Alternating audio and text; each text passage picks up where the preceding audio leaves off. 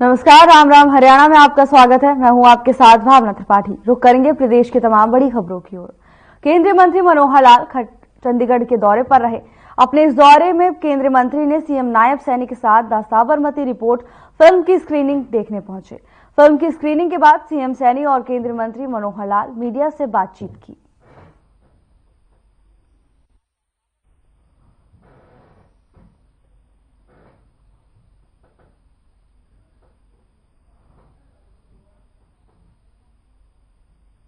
हरियाणा के सीएम नायब सिंह सैनी ने the Sabarmati report को टैक्स फ्री करने की घोषणा की है। उन्होंने फिल्म की प्रशंसा करते हुए कहा कि ये दुखद गोधरा कांड अग्निकांड की सच्चाई को दर्शाती है। निर्माताओं ने इस विषय को संवेदनशीलता और गरिमा के साथ पेश किया है। फिल्म 27 फरवरी 2002 को हुए साबरमती एक्सप्रेस हादसे पर आधारित है, जिसे लोगों को देखना चाहिए। मुख्यमंत्री ने कहा कि पहले बहुत सी ऐसी घटनाएं हुई जो सामने नहीं आ पाई। यह फिल्म जो 27 फरवरी 2002 को गोधरा में जो घटनाक्रम हुआ है, देश का सबसे बड़ा घटनाक्रम, उसकी सच्चाई इस साबरमती में दिखाई गई है। और ये इतिहास की सबसे बड़ी घटनाक्रम है जो सच्चाई इस साबरमती इस फिल्म के माध्यम से वो उजागर हुई है, उसको दबाया गया है।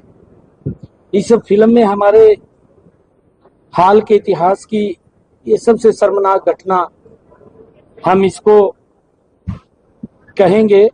फिल्म के निर्माता ने इस मुद्दे को बहुत ही संवेदनशील और गरिमा के साथ संभाला है।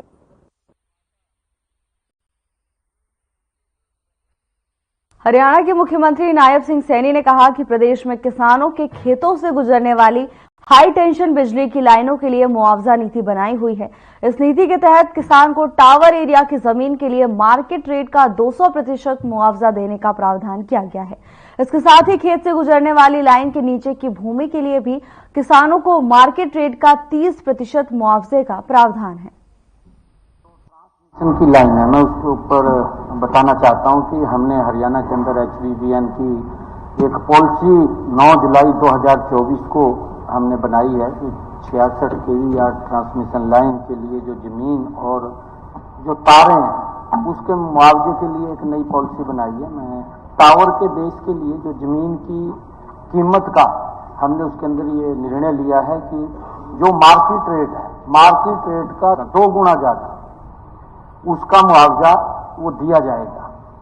और साथ ही टावर की जो तारें हैं उसकी चारों पिलर्स हैं टावर के, उसके 1 मीटर से फालतू दूरी तक भी जमीन गिनी जाती है। जहां पिलर लगते हैं, 4 पिलर लगते हैं, उस पिलर से भी 1 किलोमीटर बाहर तक उसको गिनते हैं और फिर उसका मुआवजा जो मार्केट रेट का है वो देते हैं। और दूसरा हमने इसके अंदर ये किया है कि राइट ऑफ वे रो के लिए तारों के नीचे आने वाली जमीन, बड़ी लाइन है, उस लाइन के नीचे जो जमीन आती है उस जमीन की कीमत का 30% मुआवजा ये भी देने का निर्णय इस पॉलिसी के अंदर हमने किया है।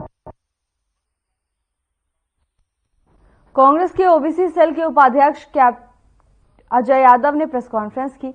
उन्होंने कहा कि 26 नवंबर को दिल्ली के ताल कटोरा स्टेडियम के कार्यक्रम आयोजित किया जाएगा। मल्लिकार्जुन खड़गे, राहुल गांधी कार्यक्रम में शिरकत करेंगे। इसके साथ ही उन्होंने कहा कि आरएसएस ने कभी भी संविधान को नहीं अपनाया। आरएसएस सिर्फ मनुवाद की बात की। संवैधानिक संस्थाएं स्वतंत्रता होनी चाहिए, लेकिन ऐसा नहीं हो रहा है।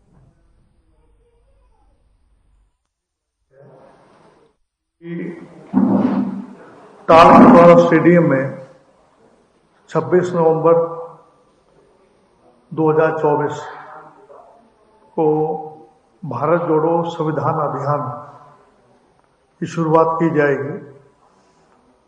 26 नवंबर 1950 को हमारे भारत रत्न डॉक्टर भीमराव अंबेडकर जी ने जो कॉन्स्टिट्यूशनल असेंबली है उसके सामने कॉन्स्टिट्यूशन की कॉपी को प्रस्तुत किया था और उसको लागू किया था।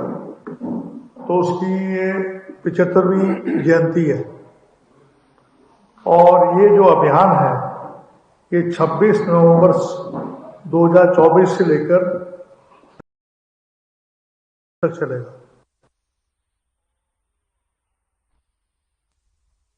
मुख्यमंत्री नायब सिंह सैनी ने हरियाणा विधानसभा में चंडीगढ़ में हरियाणा की नई विधानसभा के निर्माण के विषय पर चर्चा के दौरान कहा कि चंडीगढ़ में हरियाणा की विधानसभा का निर्माण एक गंभीर विषय है और इस पर सभी पार्टियों को राजनीति से ऊपर उठकर एक मत होकर अपनी बात रखनी चाहिए। इस विषय पर विपक्ष के सदस्यों ने कहा सरकार के साथ है, मुख्यमंत्री अगुवाई करें, सभी दल इकट्ठे होकर अपनी बात रखेंगे। मुख्यमंत्री ने कहा कि पंजाब के नेताओं ने पहले भी SYL को लेकर राजनीति की है जिससे हरियाणा के किसानों को हक का पानी नहीं मिला। बात रखूंगा, परंतु मेरा आग्रह ये है क्योंकि ये मामला बड़ा सेंसिटिव है और गंभीर भी है मामला, क्योंकि अब जैसा प्रसिमन अभी 2026 के अंदर आएगा और 2026 के अंदर हमें अपने स्पेस की ज़्यादा की आवश्यकता है। हमारे पास स्पेस कम है और उस स्पेस के कारण से हमने अपना विधानसभा का दायरा बढ़ाना है। लेकर के जो पीछे चर्चा चल रही है इसके ऊपर बैठ करके जो भी है सर्वदलीय हमारे सभी की एक आवाज आनी चाहिए माननीय अध्यक्ष जी उसके अंदर, क्योंकि राजनीति का प्रश्न नहीं है। मैं ये पहले ही चाह रहा हूँ कि इसके ऊपर डिटेल में बैठ करके जैसा भी होगा तो जो भी आप कहेंगे किन के साथ बैठना है और क्या हमने वक्तव्य देना, हम पूरा वक्तव्य देंगे, क्योंकि हमारे लिए बड़ा गंभीर मामला है हरियाणा के लिए कि SYL का पानी हमारे किसान को मिले, जो हमारे एग्रीमेंट के अंदर है, जो माननीय सुप्रीम कोर्ट ने भी इस बात के लिए आगाह किया है कि ये पानी के ऊपर हरियाणा के किसान को मिलना चाहिए और वो मिलना चाहिए, क्योंकि इस देश के अंदर ऐसा नहीं होना चाहिए कि माननीय सुप्रीम कोर्ट को भी बाईपास किया जाए। ये दुर्भाग्यपूर्ण है। हमारे हरियाणा के सभी माननीय सदस्य हैं और सभी बैठ करके जो एक मत के अंदर चलेंगे और आज उठ करके वहां के लोगों ने हमारे विधानसभा के ऊपर भी क्वेश्चन मार्क लगाया है, माननीय राज्यपाल महोदय को मिले हैं जाकर के, ये बड़ा दुर्भाग्यपूर्ण है, सबके लिए है और ऐसा नहीं होना चाहिए। आज इस मत के ऊपर पूरा का पूरा हरियाणा एक मत है और जो भी आपके दिशा निर्देश होंगे बैठ करके जैसे भी विषय होगा सब इकट्ठे उसके अंदर बात करेंगे जो भी उसके अंदर। खबर चंडीगढ़ से है, जहां हरियाणा सरकार ने बड़ा आदेश जारी किया है। हरियाणा सरकार ने 5 IPS और 3 HPS अधिकारियों के तबादले का आदेश जारी किया है। जिन अधिकारियों के तबादले का आदेश जारी हुआ है उनमें IPS सौरभ सिंह, राजेश दुग्गल, अशोक कुमार और OP सिंह शामिल हैं। इसके साथ ही मोहित हांडा का नाम भी इसमें शामिल है।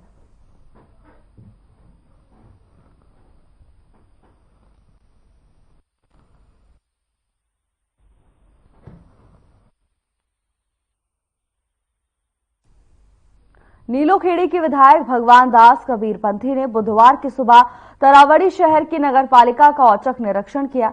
निरीक्षण के दौरान उन्होंने नपा कर्मियों के हाजिरी रजिस्टर की जांच की, जिसमें सभी कर्मचारी मौके पर मौजूद मिले।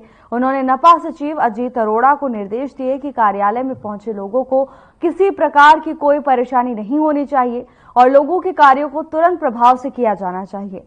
विधायक भगवान दास कबीरपंथी ने कहा कि काम में लापरवाही बरतने वाले कर्मचारियों को किसी भी सूरत में बख्शा नहीं जाएगा।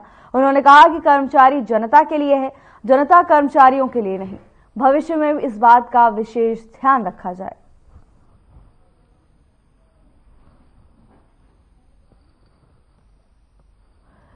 भगवान दास कबीरपंथी कार्यालय का औचक निरीक्षण करने पहुंचे। इस दौरान उन्होंने हाजिरी रजिस्टर भी चेक किया। तो वहीं मौके पर सभी अधिकारीगण और कर्मचारीगण मौजूद रहे, जिसके बाद विधायक भगवान दास कबीरपंथी ने सभी को निर्देश दिए हैं कि जनता के किसी भी काम में कोई कोताही न बरती जाए। इसके साथ ही अधिकारियों को जल्द से जल्द सभी समस्याओं का निस्तारण करने के निर्देश भी विधायक की ओर से दिए गए हैं। तस्वीरें नीलोखेड़ी से है, जहां भगवान दास कबीरपंथी औचक निरीक्षण पर पहुंचे। भगवान दास के अचानक पहुंचने पर अधिकारियों में हड़कंप मच गया। तो वहीं तमाम दस्तावेज उन्होंने जांचे, जिस पर सभी अधिकारीगण मौजूद नजर आए। इसके साथ ही उन्होंने आदेश दिए हैं कि जनता के किसी भी काम में देरी ना की जाए। उन्होंने अधिकारियों को यह याद दिलाया है कि जनता के लिए कर्मचारी हैं, कर्मचारी जनता के लिए नहीं। में विकास कार्यों को लेकर पार्षदों की मीटिंग लेंगे। बावड़ी में नगर पालिका में शहर के काम सुचारू रूप से चले, कुछ रुके हुए काम थे वो लाइन पर लग जाए, तो आज सभी यहाँ पार्षद थे शहर के और अपने शहर के अपने और जो यहाँ के मौजूद आदमी थे सभी यहाँ पहुंचे और काफी जो पेंडिंग काम थे उनके बारे में जानकारी ली और किस लेवल पे वो रुके हुए हैं, ताकि उनको अगर कोई चंडीगढ़ के हैं, करनाल, इस तरह के कई यहाँ के इस लेवल पे रुके हुए हैं तो उनसे बात करके इनको सुचारू रूप से काम चल जाए, इसके लिए सभी से बात की और क्या क्या कमियां थी और क्या क्या सुधार होने चाहिए शहर में, सफाई की व्यवस्था हो। देख सकते हैं नगर पालिका में विकास कार्यों को लेकर पार्षदों की मीटिंग लेंगे। एसडीएम डॉक्टर अशफीर नैन ने कहा कि महिला एवं बाल विकास और सिंचाई एवं जल संसाधन मंत्री श्रुति चौधरी के प्रयासों से तुशाम क्षेत्र में फूड प्रोसेसिंग यूनिट लगाई जाएगी, जिसके लिए जल्द ही जगह का चयन कर लिया जाएगा। इसके साथ ही उन्होंने कहा कि यूनिट लगने से क्षेत्र की महिलाओं को रोजगार के अवसर भी मिलेंगे और यूनिट महिलाओं को आर्थिक रूप से संपन्न करने में यह मदद करेगा। एसडीएम ने कहा कि क्षेत्र में बाजरे की फसल अत्यधिक उत्पादकता के मद्देनजर यूनिट की स्थापना कारगर होगी।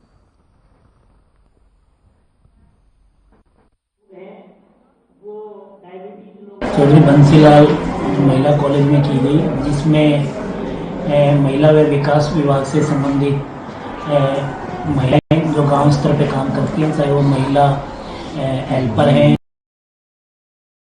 और सेल्फ हेल्प ग्रुप की महिलाएं और दूसरी प्रगतिशील महिलाओं ने पार्टिसिपेट किया इस कार्यशाला में।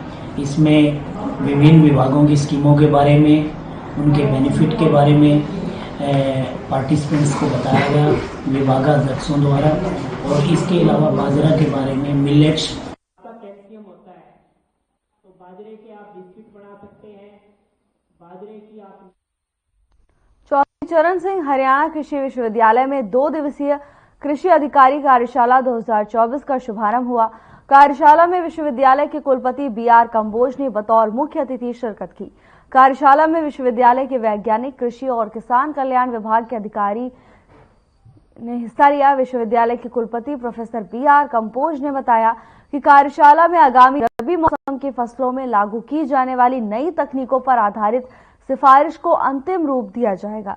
इसके अलावा वैज्ञानिक, कृषि और किसान कल्याण विभाग के अधिकारी रबी फसलों में समस्याओं के समाधान पर भी विचार विमर्श करेंगे।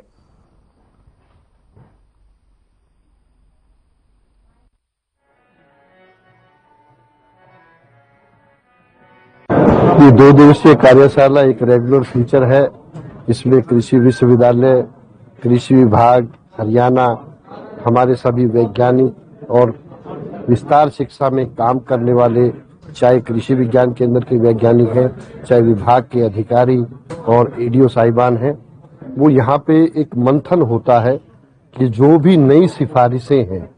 ये प्रक्रिया 2 दिन की रहती है, रबी और खरीफ दोनों फसलों के लिए साल में 2 बार यहाँ किया जाता है। अब ये रबी फसल के लिए है, हालांकि इस साल थोड़ी सी लेट है। इसमें जो रबी में जो फसलें बोई जाती है उसके बारे में 2 दिन वैज्ञानिक और जो एक्सटेंशन के लोग हैं, डिपार्टमेंट के अधिकारी हैं, उनके साथ मिलकर 2 दिन आत्म मंथन किया जाएगा। जो 2 दिन की वर्कशॉप है ये एक्चुअली में क्या है, जो यूनिवर्सिटी की पैकेज ऑफ प्रैक्टिसेस है, जिसको मानकर डिपार्टमेंट आगे किसानों को सलाह देता है या जो भी अपनी आगे कार्रवाई करता है उसको अपडेट करने के लिए होती है। इसमें यूनिवर्सिटी ने अपने जो भी इस सीजन के लिए जो अपनी कोई नई रिसर्च या कोई अमेंडमेंट डाली है।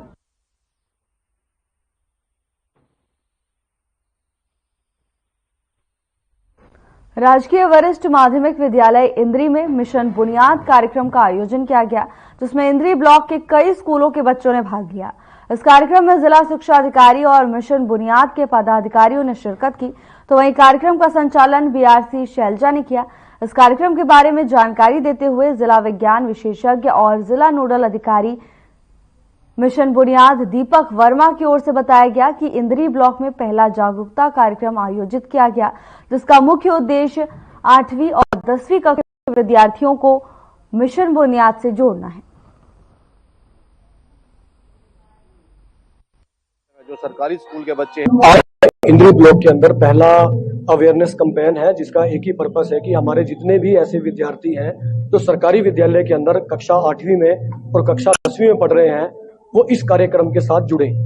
तो इसी श्रृंखला के अंदर हमने एक अवेयरनेस कैंपेन आज हमारे इस पीएम श्री GSSS इंद्री स्कूल के अंदर स्टार्ट किया है, जिसके अंदर हम जितने ऐसे विद्यार्थी हैं जो 8वीं कक्षा में पढ़ रहे हैं उनको मिशन बुनियाद में एडमिशन लेने के लिए प्रेरित करेंगे। क्योंकि मिशन बुनियाद हमारे पास हरियाणा सरकार और विकल्प फाउंडेशन का एक ऐसा साझा प्रयास है जिसके माध्यम से हम विद्यार्थियों को पाठ्यक्रम के साथ साथ कंपटीशन की तैयारी कराते हैं, ताकि आने वाले समय के अंदर कोई भी ऐसा विद्यार्थी जो इंजीनियरिंग में एडमिशन लेना चाहता है या MBBS करना चाहता है या नीट की परीक्षा की तैयारी करना चाहता है तो उसको 9th क्लास से उसकी तैयारी कराई जाए। आज यहाँ पे मिशन बुनियाद का अवेयरनेस कैंपेन का प्रोग्राम चल रहा है, जिसमें मिशन बुनियाद के ही जो फाउंडर हैं वो भी आए हुए हैं और उनकी पूरी टीम भी साथ में है। पूरा बता रहे हैं कि मिशन बुनियाद में बच्चे कैसे कैसे रजिस्ट्रेशन करवा सकते हैं और डिटेल में बच्चों के जो पिछले एक्सपीरियंस है वो भी शेयर किए गए हैं। आगे बच्चे हमारे रजिस्टर होंगे, उसमें बुलाया भी बच्चों को हुआ है, टीचर्स को हुआ है और पेरेंट्स को भी बुलाया हुआ है साथ में, ताकि सबको क्लियर किया जा सके कि मिशन बुनियाद क्या कार्य कर रहा है। हमारे स्कूल में पिछले 2 साल से ये कार्यक्रम चल रहा है। 9th में बच्चों का एडमिशन हुआ था, फिर अब 10th का भी एक चल रहा है। 2 साल हो गए हैं तो 9th और 10th की क्लासेस चल रही हैं। ये हमारा एनुअली बुनियाद का प्रोग्राम होता है। बुनियाद जो क्लासेस है बुनियाद की, वो डिस्ट्रिक्ट के सभी ब्लॉक्स में चल रही हैं। हमारे इंद्री ब्लॉक में हमारा PM Shri government senior secondary school है, जहाँ पे बुनियाद की क्लासेस लगती हैं। इसमें 9 to 12 की कोचिंग दी जाती है बच्चों को मेडिकल और IIT की तैयारी के लिए। इसमें सबसे इंपॉर्टेंट चीज है कि बच्चों को फ्री ऑफ कॉस्ट पूरी कोचिंग ऑनलाइन दी जाती है, और जो इसमें हमारे मेंटर्स हैं जो कोचिंग देते हैं वो सब IITians हैं जो इंजीनियरिंग क्लियर कर चुके हैं, और इसी तरह से जो मेडिकल के नीट क्लियरिफाइड है वो सब पर्सनालिटीज, वो सब एमिनेंट टीचर्स यहाँ बच्चों को कोचिंग देते हैं और वीडियो से सारी उनको दी जाती है, नेट की सुविधा प्रॉपर। खबर सिरसा से है, जहां उपायुक्त शांतनु शर्मा ने बताया कि जिले की विभिन्न मंडियों में खरीद एजेंसियों ने न्यूनतम समर्थन मूल्य पर 2,98,267 मीट्रिक टन धान की खरीद की जा चुकी है। कुल आवक में से खाद्य और आपूर्ति विभाग द्वारा 1,33,046 MT, हैफेड ने 1,34,795 MT और हरियाणा वेयर हाउसिंग कॉर्पोरेशन के द्वारा 30,426 MT खरीदी की गई है।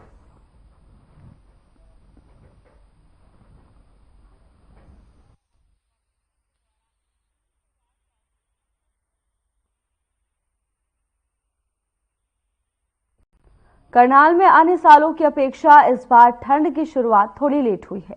किसानों के लिए एक चिंता का विषय भी है। गेहूं की बुआई के लिए सर्दियों का मौसम सबसे उचित माना जाता है। हरियाणा में गेहूं की बुआई चल रही है और जितनी ज्यादा सर्दियां होती हैं उतना ही गेहूं का ज्यादा पैदावार होती है। जिस समय गेहूं की बुआई किसान करते हैं उस समय से सर्दियां शुरू हो जाती हैं, लेकिन इस बार अन्य सालों की अपेक्षा ठंड कम है, जिसके चलते किसानों के चेहरे पर चिंता की लकीरें साफ दिखाई दे रही हैं। तो वहीं जिस किसान ने अपने खेत में धान की कटाई के बाद खेत की बुआई करने के बाद पानी लगाया था, उनके खेत तो अभी तक गेहूं की बुआई के योग्य नहीं हुए हैं, क्योंकि इस बार हवा भी नहीं चल रही, जिससे किसानों की गेहूं बुआई में देरी हो रही है।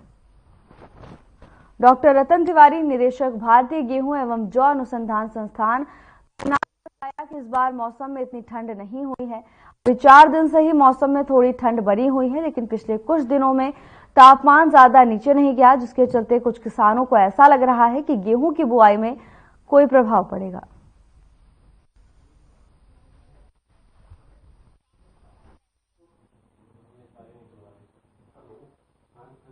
अभी जो मौसम आजकल है उस हिसाब से आप देख रहे होंगे कि तापमान में काफी तेजी से गिरावट आई है पिछले कुछ दिनों में, और अब गेहूं के बहुत अनुकूल मौसम बन गया है। पिछले दिनों जरूर थोड़ा सा तापमान 2 डिग्री के आसपास अधिक चल रहा था, लेकिन तब तक किसान भाइयों ने बिजाई थोड़ा सा बाद में शुरू की थी इस बार किन्हीं वजहों से, तो ज्यादा एरिया उस टाइम कवरेज में नहीं था, इसलिए कोई चिंता की बात नहीं है। और अब तापमान काफी अनुकूल आ चुका है, इसलिए हमें आशा है कि इस बार गेहूं का उत्पादन जो लक्ष्य है उसको हम लोग पा सकेंगे।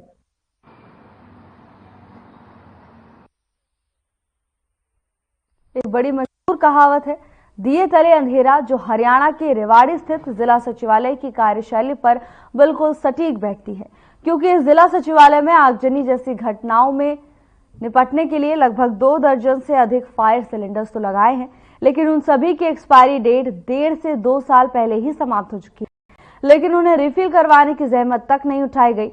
ठीक इसी तरह यहां आग बुझाने के लिए फायर बकेट्स भी लगाई गई हैं, लेकिन अधिकांश में पानी और मिट्टी ही नहीं है।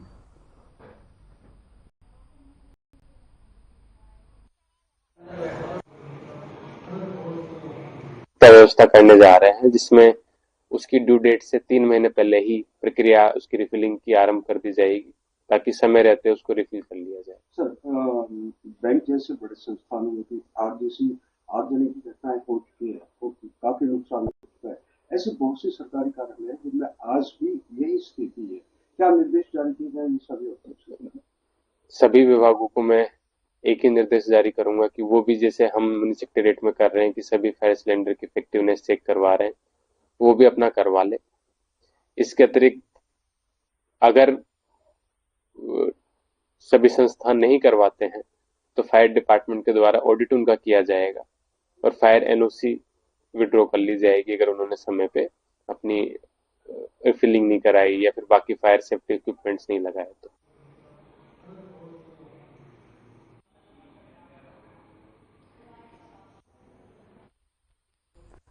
बहादुरगढ़ में भी प्रदूषण का स्तर लगातार बढ़ता ही जा रहा है। बहादुरगढ़ में AQI लेवल 457 दर्ज किया गया। बढ़ते प्रदूषण को देखते हुए राष्ट्रीय राजधानी क्षेत्र यानी NCR में NGT की तरफ से निर्धारित ग्रेड 4 की पाबंदियां लागू कर दी गई हैं।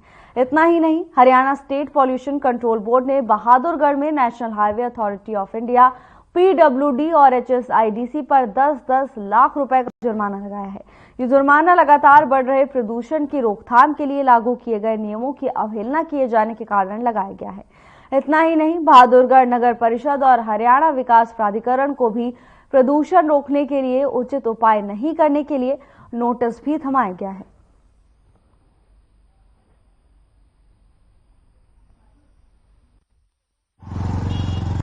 जी देखो, बहादुरगढ़ की बात करें तो बहादुरगढ़ में पोल्यूशन कंट्रोल बोर्ड बहुत ही सख्त कदम उठा रहा है। इन्होंने जिस न्यू कंस्ट्रक्शन एजेंसी जो होती है NHI PWD, जिन पे जो पेनल्टी है वो डिसाइड किया है 10 लाख रुपए की, और HSIDC को भी फाइन लगाया इन्होंने, और जो भी कंसर्न एजेंसी है उन सब पर इन्होंने एक्शन लिया है। HSVP और नगर परिषद को भी नोटिस दिया गया? जी बिल्कुल दिया है। क्या नोटिस, किस वजह से?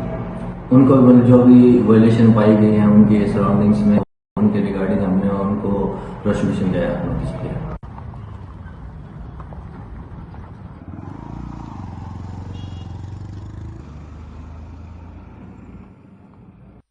बहादुरगढ़ में भी प्रदूषण का स्तर लगातार बढ़ता जा रहा है, जिसके चलते लोगों को परेशानियों का सामना करना पड़ रहा है। आलम यह है कि अब लोगों को दिन में भी अपने वाहनों की लाइट जलाकर चलना पड़ रहा है। AQI 457 दर्ज किया गया है, जिसके चलते अब स्वास्थ्य संबंधित बीमारियां भी पनपने लगी हैं।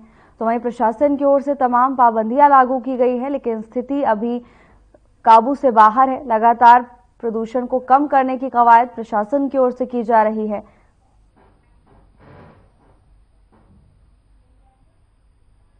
फिलहाल के लिए बस इतना ही। जल्द हाजिर होंगे नई अपडेट्स के साथ। नमस्कार।